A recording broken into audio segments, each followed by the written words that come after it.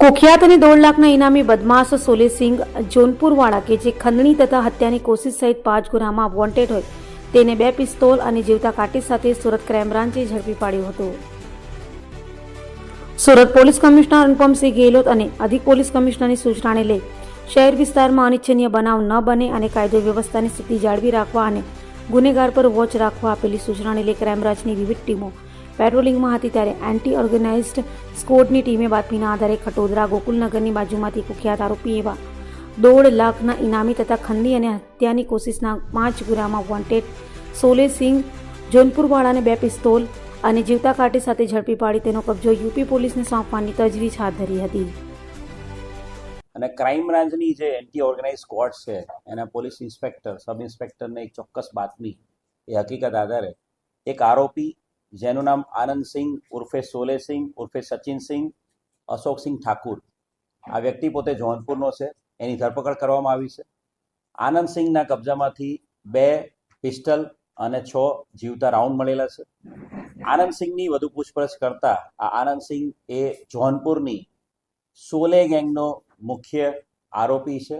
આ સોલે ગેંગ આ આનંદસિંહે બનાવેલી છે. આનંદસિંહ એ પોતે પોતાનું નામ પણ આનંદસિંહ ઉર્ફે સોલેસિંહ તરીકે ઓળખાવે છે.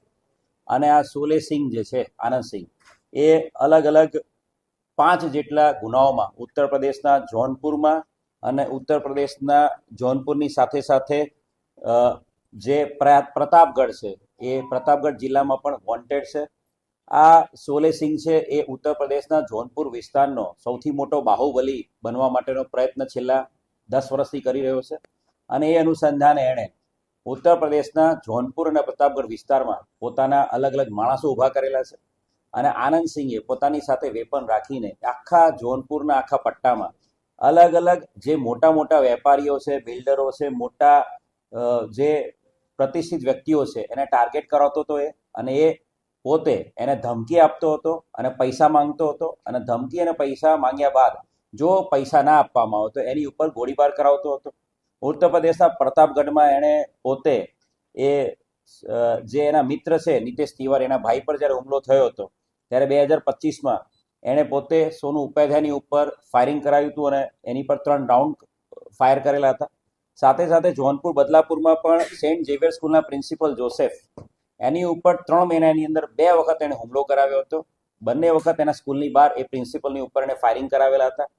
એ જ રીતે બદલાપુરમાં પણ એણે એક ડૉક્ટર પાસે પૈસાની માંગણી કરી હતી અને પૈસાની માંગણી બાબતે એને ડરાવવા માટે એના ડૉક્ટર ઉપર પણ 5 રાઉન્ડ ફાયરિંગ કર્યું હતું.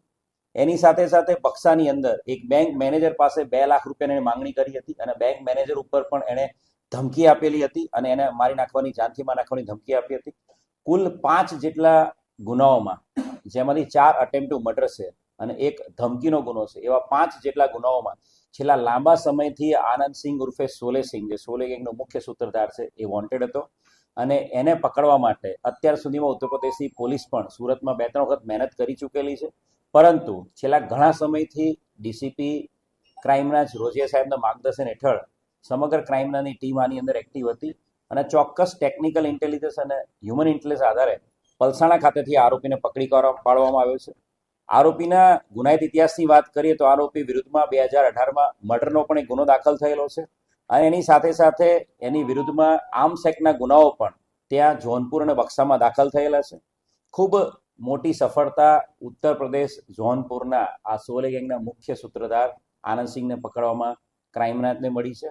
અને સુરત શહેરની અંદર કોઈ પણ પ્રકારના ક્રાઇમને અંજામ આપે એ પહેલા ચોક્કસ ઇન્ટેલિજન્સ અને ટેકનિકલ ઇન્ટેલિજન્સ આધારે પકડી પાડવામાં